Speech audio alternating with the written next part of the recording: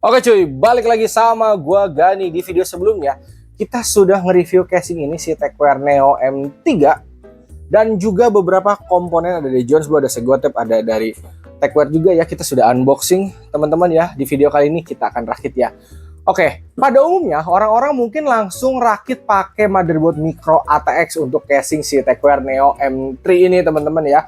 Micro ATX yang 4 slot RAM yang 8 lubang baut teman-teman ya. Tapi di video kali ini gue lagi penasaran, kalau gue pakai mini ITX apakah masih kelihatan cakep, apakah masih kelihatan kopong, atau cukup-cukup aja ya. Jadi ini motherboard B760 ITX, ada i5 Gen 13, RAM-nya DDR5 sama RTX 3050 ya. Kita akan pasang ke sini karena kalau gue lihat di area tempat motherboardnya, dia tuh ada 2 lubang untuk kayak motherboard kecil untuk jalur 24 pin, sama motherboard yang micro ATX 4 slot yang jalur 24 pin ya. Nah, karena ada slotnya, kalau pakai mini ITX harusnya masih kelihatan cakep-cakep aja. Tapi gue belum tahu nih apakah kopong atau enggak ya.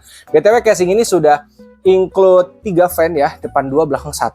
Jadi nanti hanya akan gue tambah di atas 2 biji nih pakai si Tecware topan quad ya, yang warna hitam RGB teman-teman ya. Tadi VGA 3050, PSU ini gua 650. Nah, untuk coolernya di sini ada 2 teman-teman ya, tapi yang gak gua pasang 2 sekaligus teman-teman karena emang slotnya cuma 1 ya. Ini ada Jones CS 1300 Evo sama Segotep T2 ya kalau nggak salah. Ya benar. Ini kita akan pasang ganti-gantian. Pertama kita akan rakit dulu pakai yang T2, kita nyalain, kita testing benchmark aja, kecil-kecilan aja guys ya. Habis itu kita ganti coolernya pakai yang Jones. Kita lihat nih kalau sama i5 Gen 13 2 cooler ini masih aman atau tidak ya. Oke, gak usah lama-lama, langsung masuk aja ke proses perakitannya. Nah guys, casing udah dipretelin, udah tinggal dirakit lagi teman-teman. Kita masuk ke pemasangan cooler dulu. Yang pertama gue pasang si Segotep T2 ya. Ini pemasangannya, kalian pasang dulu bracketnya. Oke, karena ini 1700, nah, berarti yang paling atas ya, kalian masukin nih. Kalau misalkan kalian pakai Intel Ultra, berarti 1851. Kalau AMD udah pakai yang jepitan atau bracket bawaan dari AMD, tinggal cantolin aja si iniannya guys. Siapa? Si cooler. Nah, masukin begini. Udah tinggal begini guys ke sini. Ini kayaknya agak mentok deh di sini kalau gue pakai ini. Jadi gue kayaknya nggak bisa pakai 2 biji deh RAM-nya deh. Cuma bisa 1 kali ya. Mungkin karena motherboard ITX. Oke.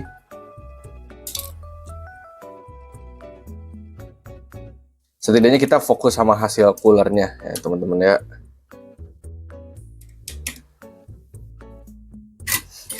Tapi kalau mini ITX emang biasanya lebih enak pakai cooler-cooler yang bukan capit sih guys, rata-rata. Nah, udah tinggal tekan-tekan gini aja guys. Ya guys, kalau gue pasang 2 kagak masuk dia. Coba, penasaran, bisa nggak ya? Mentok gak ya? Mentok dikit guys tuh. Oh bisa deh. Harus dilepas dulu. Ini kebalik gak sih masangnya? Enggak kan? Enggak tuh guys.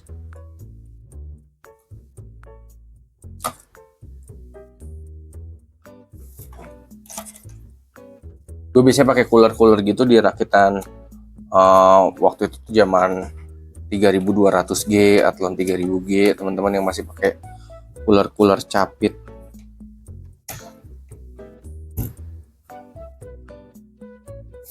Ini nggak bisa gue masukin guys, ternyata guys. Entah kenapa guys, padahal ini tinggal kunci doang nih. Kayak ketahan di bawah. Oke. jadi nggak usah kita paksain deh ya, ntar malah patah. Kita pasang satu keping aja ya. Tapi nanti kalau misalkan kalian rakit, kalau motherboard micro ATX mah pasti lega guys. Ini mah karena motherboardnya mini aja. Oke. Si pasta dulu sebiji jagung aja.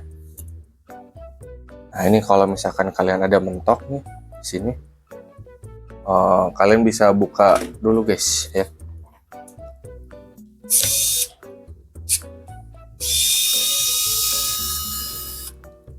Karena ini ITX,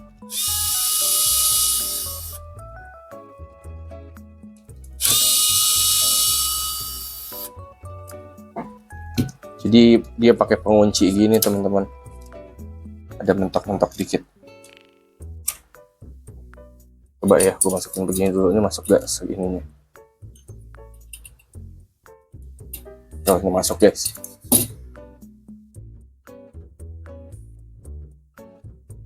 Nah, sebiji jagung aja gitu, sekecil itu aja.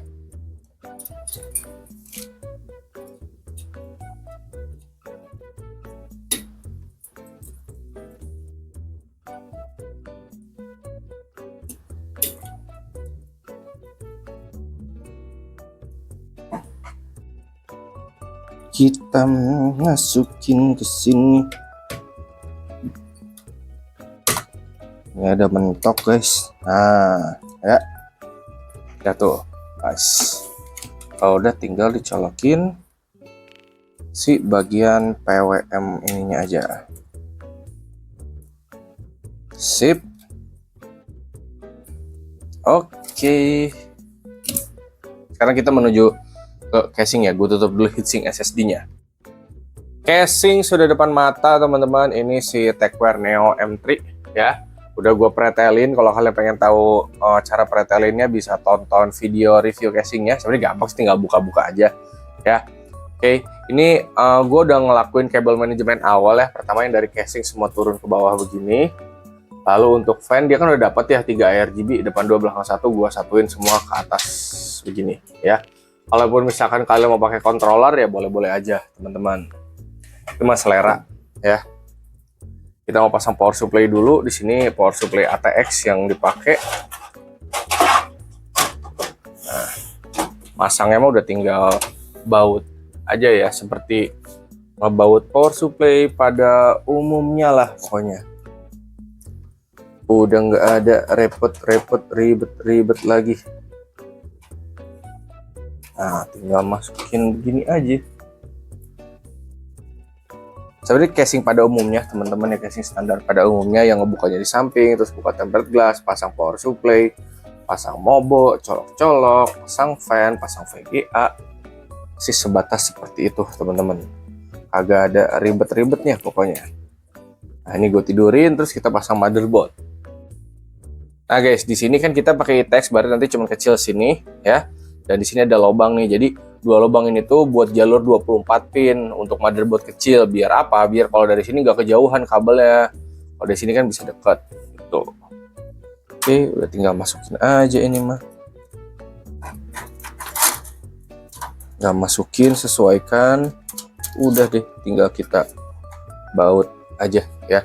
Mungkin pada saat ngebaut kayak gini akan kelihatan kayak kopong bang, kopong. Tapi nanti kalau udah pasang graphic card harusnya udah aman temen-temen ya. Nah guys, obeng gue magnetnya kurang, suka lepas-lepas mulu. Padahal udah dikasih ini loh, tapi masih aja. Satu lagi di sini, sama yang terakhir di sini. Oke, gue colok-colok dulu. Abis itu kita pasang apa guys? Fan atas. Kabel-kabel udah gue colokin, fan udah gue masukin, tinggal kita baut ini teman-teman ya. Tinggal kita pasang aja. Gue cuman baut 2 biji aja ya, sama aja kok guys. Oke, satu di situ. Terus ini.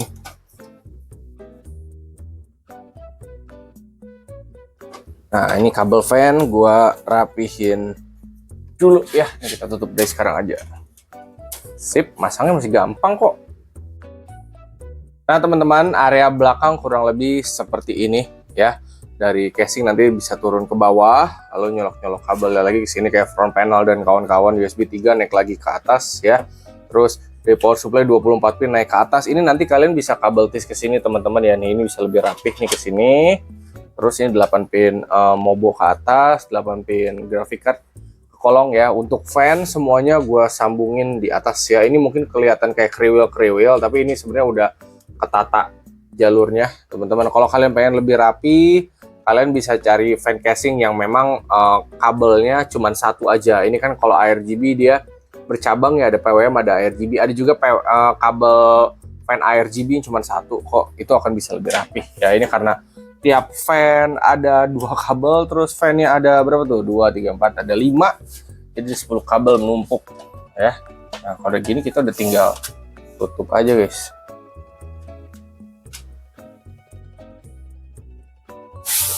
Satu lagi di bawah dan dia nggak melendung ya. Sip. Sekarang kita buka ininya teman-teman sedikit. Karena kita mau pasang graphic card ya. Jadi kalau kalian pasang motherboard mini ITX, kalau apa namanya? Kalau nggak pakai graphic card mungkin akan kelihatan kopong, tapi kalau udah pakai graphic card harusnya tetap kelihatan fine aja, nyaru lah guys kasarnya, apalagi warnanya hitam kayak begini.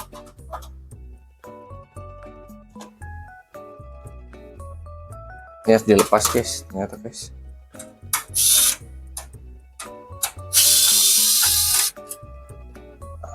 Lepas dikit biar gampang. Sip, itu udah. Sekarang kita tinggal baut lagi si graphic cardnya.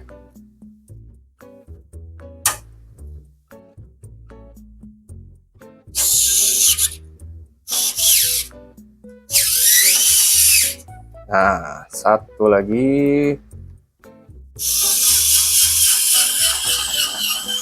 Kenapa ini lubangnya agak pas dah. Kita ganti bautnya guys. Intinya ngerakit di casing ini masih aman banget. Tuh. Masih gampang, kagak ada susah-susahnya, udah tinggal saset aja. Oke, yuk kita nyalain PC-nya. Karena semua udah clear, langsung aja kita nyalain PC-nya ya, tombolnya di atas sini. Nah, PC-nya udah nyala ya. Oke, kemarin memang gua ngeset lampunya warna putih, teman-teman ya. Oke, untuk coolernya di sini memang kagak ada lampunya, teman-teman ya, cuma PWM ya. Nah, dari fan-nya si Tecware Quad, lampunya dia seperti ini. Kita tinggal tunggu dia masuk ke layar aja. Sudah masuk ke Windows teman-teman, dan di sini untuk fan-nya, baik fan bawaan maupun si Tecware Topan Quad ini udah ARGB ya, jadi warnanya bisa diganti sesuai selera kalian, tergantung skemanya gimana, apa kalian pakai controller atau colokin ke motherboard. Nah, untuk yang kali ini gue colokin ke motherboard, jadi ganti via software ARGB motherboard teman-teman ya. Ini buat warna fan-nya udah cakep banget ya. Oke. Ini kita udah buka aplikasi HP Monitor. Untuk idle di sini ada di 30-an watt ya. Ini untuk i5 Gen 13400F sih. Udah aman banget ya cooler-cooler kayak begini. Sekarang kita akan benchmark. Gua akan benchmark Wukong aja kali ya. Satu game itu atau satu benchmark itu harusnya udah lebih dari cukup teman-teman. Oke, kita sudah masuk di Black Myth Wukong ya. Ini suhu idle udah di 40-an teman-teman. Kita akan set dia di 2K ya. Bisa kok 3050 di 2K. Kita paksain ya. Oke. Ini full ray tracingnya di on aja, very high, sama settingannya kita coba di high teman-teman ya.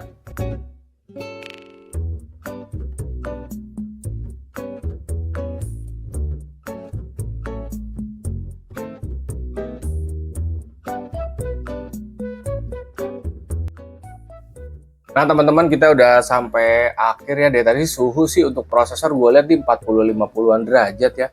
Dan ini pakai satu keping ternyata masih aman-aman aja teman-teman ya.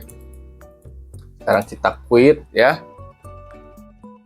Gue belum lihat nih di HW Monitor suhu tertingginya berapa. Nah, di sini sih suhu tertinggi ada di 62, teman-teman ya. Kalau kita lihat lebih dekat, tapi gue pribadi belum ngelihat sampai ke 62 sih, dia tadi ngelihatnya kayak di 50-an derajat terus, teman-teman. Sekarang udah ke desktop, dia suhunya balik lagi ke 30-an, teman-teman. Di sini gue udah buka aplikasi AIDA 64 ya, kita stress CPU ya, harusnya tadi stress CPU AIDA dulu guys, baru benchmark game, cuman nggak apa-apa ya.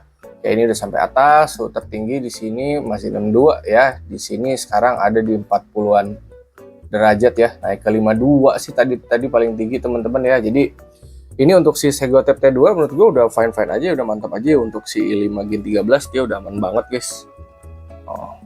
Oke, kita tunggu sampai 1 menit dulu ya.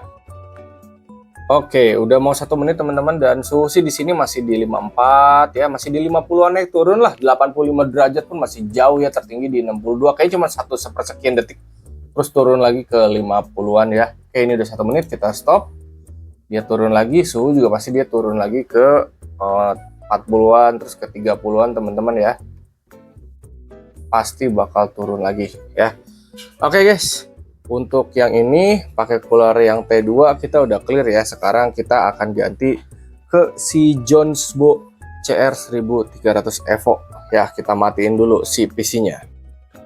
Ini dia si CR1300 Evo ya. Kita buka dulu guys tempat fan ininya, karena kita harus masang si bracketnya guys untuk Intel. Ini gue nggak perlu lihat manual lagi guys, karena modelnya semua sama guys. Nah ini buat Intel nih, yang ini buat AMD. Ini bautnya. Oke.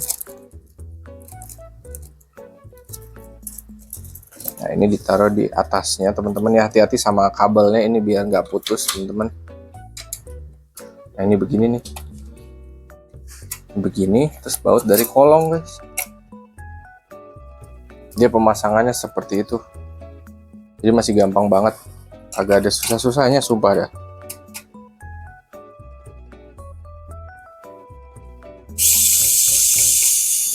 Nah sebatas gitu aja.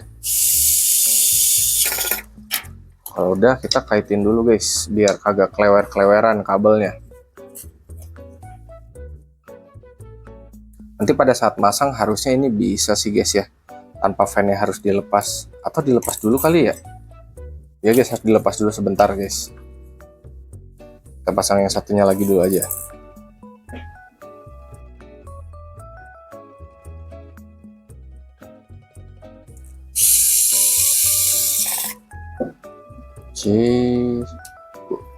Plastik ini ngalangin nih. Kita buka aja deh guys ya dari sekarang. Terus baut satu lagi. Nah terus ininya guys tinggal sesuaikan buat 1700, berarti geser ke yang di tengah ya, semua empatnya guys. Oke, kalau udah tinggal pasang aja deh ke motherboard ya. Ini ke bagian belakang, terus langsung di baut. Sekarang kita kasih pasta ya, sebiji jagung aja. Oke, kalau udah tinggal, tadi udah dibuka ya plastiknya ya, tinggal dibaut deh. BTW ini untuk fan-nya colokannya cuma PWM aja, tapi dia itu lampunya nanti cuma bisa rainbow ya, jadi kagak bisa diganti-ganti warna lampunya. Nah pasangnya silang dulu guys.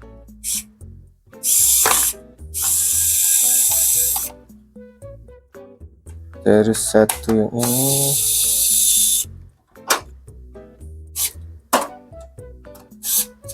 Pokoknya jangan masuk rapat dulu guys, pastiin semua lubang bautnya dia masuk. Satu lagi. Nah kalau udah baru kencengin tuh semuanya. Jadi pemasangan cooler ini tuh masih gampang, cuman sayangnya kabel yang kesini nggak bisa dilepas. Ini harusnya kotaknya bisa dilepas ya, jadi mempermudah, tapi juga masih gampang sih, masih gampang, nggak ada susah-susahnya. Udah dia tinggal siapin kaitan ininya, terus kaitin. Oh, satu di situ sama satu di belah pinggirnya. Kayaknya harus bareng deh. Atau harus ditahan dulu, tadi gue kagak nahan ininya. Itu karena sebelumnya RAM-nya kita tesnya satu keping, yang ini juga satu keping ya teman-teman ya. Kalau gue pasang dua keping nggak aci nanti. Yang tadi tesnya cuma satu keping, yang ini masa dua keping. Sip, ini udah. Tinggal colokin kabel PWM-nya. Nih yang ini. Begitu, tinggal kita nyalain ya. Kalau masang-masang VGA gitunya mah tadi kan udah ya. Tahu-tahu kita nyalain ya. Sudah dicolokin ke listrik, langsung kita nyalain PC-nya. Nah ya, jadi kalau yang lampu coolernya dia memang rainbow teman-teman. Kita tinggal tunggu dia masuk ke layar aja. Sudah masuk ke layar teman-teman, kita udah buka aplikasi HW Monitor. Idle ada di 30-an ya teman-teman ya. Tinggi tadi di 51. Ya ini baru banget kita nyalain teman-teman ya. Dan di sini untuk si coolernya memang lampunya kayak fade gitu, kadang dia ngeredup, terus dia nanti agak terang lagi, terus ngeredup lagi. Tapi kalau untuk warna yang ini dia statis teman-teman ya. Oke, kita langsung jajal stres CPU aja di AIDA ya. Kita 1 menit aja teman-teman ya. Sudah mau kelar 1 menit. Di sini suhu tertinggi masih 51 ya. Masih ada di 40-an sampai 50-an 1 derajat ya. Ini masih dingin teman-teman ya. Kita stop sekarang karena udah 1 menit. Nah dia turun lagi ya ke 40-an ya. Suhu tertinggi ada di 52. Oke, ini aman banget ya. Turun lagi ke 30-an. Oke, habis ini kita benchmark Wukong lagi dengan resolusi yang sama seperti sebelumnya ya.